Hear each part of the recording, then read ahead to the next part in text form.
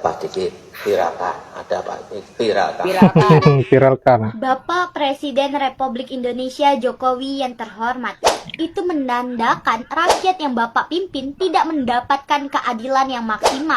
Perlu Bapak Presiden ketahui, pembantu atau menteri-menteri Bapak sampai ke pemimpin daerah dari gubernur hingga wali kota ataupun bupati tidak bisa bekerja untuk melayani masyarakatnya dengan baik. Keren deh. Mereka senang budaya korupsi dan bisnisnya tidak memikirkan nasib masyarakatnya. Makanya rakyat mengadu langsung kepada Presiden Republik Indonesia. Betul. Berharap mendapatkan keadilan dari seorang presiden yang mempunyai ketegasan dan keberanian, sehingga ditakuti dan disegani oleh bawahannya. Cerdas. Tapi malang dan sialnya rakyat Indonesia ini mempunyai presiden yang goblok. Aduh, Kalau rakyatnya meminta ngeri. tolong, cuma bisa melontarkan kalimat, "Yo nggak tahu." Mas Gibran cerdas kok, cuman mungkin lagi ngantuk aja. Hati-hati Lagi loh ngantuk. ngomongin wapres, pamannya MK, bapaknya Jokowi, pemerintah negeri ini.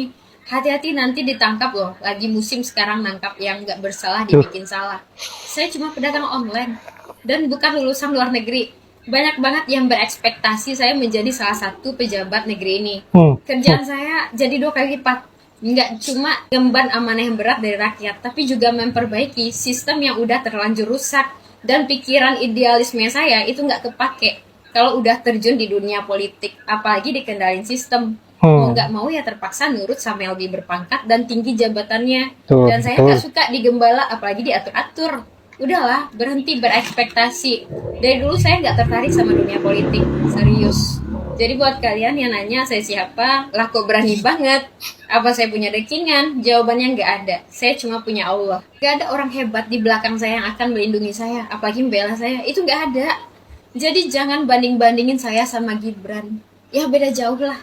Dia hidupnya udah dipersiapkan, penerus tahta kerajaan. Lah saya merancang hidup saya sendiri. Prestasi saya juga nggak ada. Dari SD saya sering ranking 30 ke atas, diusir dari kelas.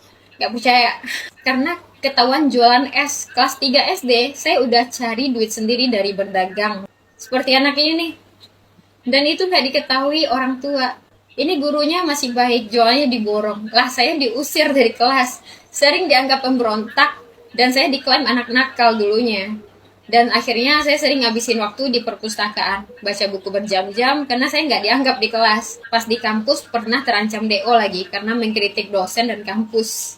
Jadi jangan tanya seberapa bebal mental bajak yang saya punya. Sering juga baku hantam sama preman. Waktu saya cewek, waktu kuliah ya, saya kan jualan burger keliling tuh sama becak motor.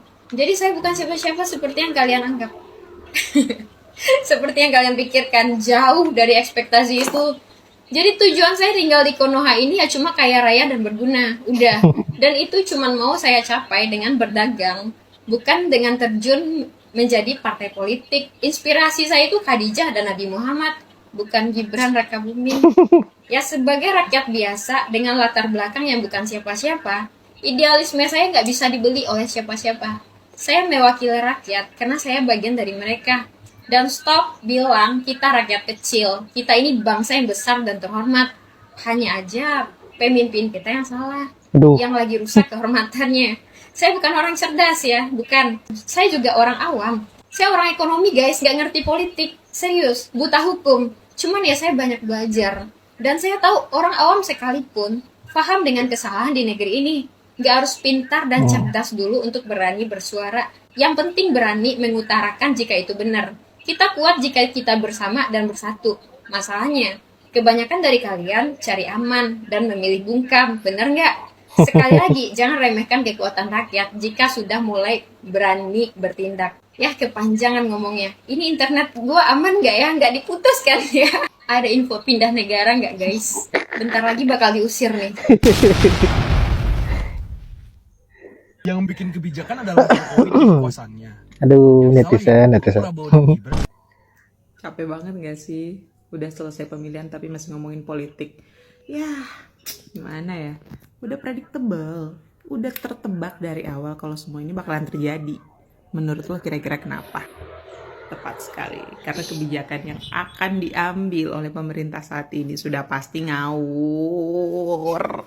Banyak ngawurnya gak? Iya dong, sorry, Cas, gue karyawan swasta, so I can feel it, I can touch it, I can Gini-gini deh, gue nggak usah panjang kali lebar ngebahasnya, tapera aja. Lu mikir kita disuruh nabung bodong, cuy, disuruh nabung bodong. Lu nggak lihat-lihat deh studi kasus yang sudah terjadi sebelum-sebelumnya. Nggak perlu gue suruh buka Google atau baca-baca artikel yang panjang-panjang karena sudah banyak banget media yang memuat tentang hal itu. Tapera yang sebelumnya diadakan itu bukan merupakan suatu kewajiban untuk semua, hanya untuk beberapa kalangan ASN tertentu. Sekarang sudah diwajibkan untuk semua pekerja. Dan ada tuh kasus tuh, 28 tahun dia jadi ASN, dapat taperanya cuma 6 juta. Boro-boro beli rumah, beli tanah semeter aja di Makassar, daerah petarannya tuh nggak bakal dapet. Jangan petaran deh, kejauhan. Ya daerahnya mau deh, daerah Limbum.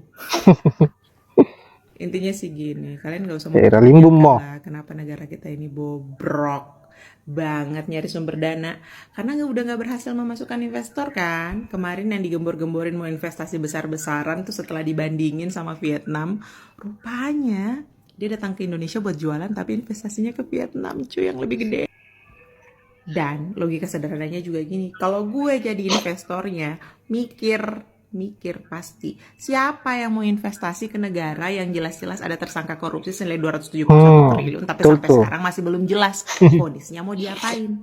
Di Vietnam sono no, sama tuh kasusnya, triliunan juga, ratusan triliun, langsung divonis hukuman matong. Artinya sistemnya masih bisa dipercaya, orang-orang korupnya masih betul-betul diberikan tindak tegas sama negaranya.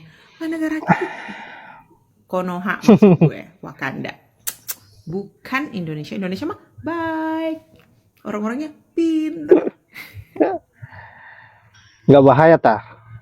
Nah, itulah berbagai macam komentar dari para netizen. Saya kira semakin kesini semakin berani dan tak tanggung-tanggung lagi mengeluarkan sebuah kata-kata yang begitu sangat pedas, sangat menusuk di telinga para pendukung Prabowo Gibran maupun pendukung Pak Jokowi. Dan kita harus akui bahwa apa yang menjadi kinerja Pak Jokowi sangat bobrok sekali, dan seolah-olah rakyat memang dianggap sampah oleh mereka-mereka sebagai pejabat karena junjungannya yang mempunyai perilaku yang seperti itu, makanya diikuti oleh anggota-anggotanya.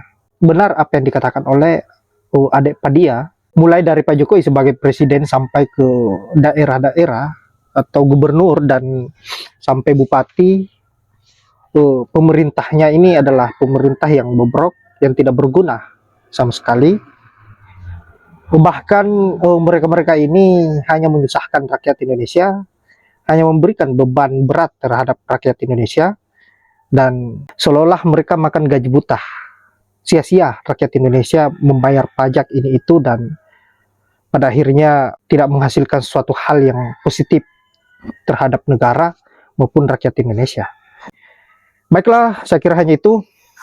Semoga adik Padia dan wanita-wanita cantik yang sangat cerdas dan jenius ini bisa diberikan umur yang panjang, disehatkan selalu, dimudahkan rezekinya, dan yang paling terpenting adalah jangan pernah patah semangat untuk membela sebuah kebenaran dan keadilan. Sampaikanlah apa yang menjadi keluh kesah rakyat, karena harapan rakyat ada pada suara-suara kalian. Dan saya akhiri dengan ucapan wallahul muwaffiq ila aqwamit thoriq. Assalamualaikum warahmatullahi wabarakatuh.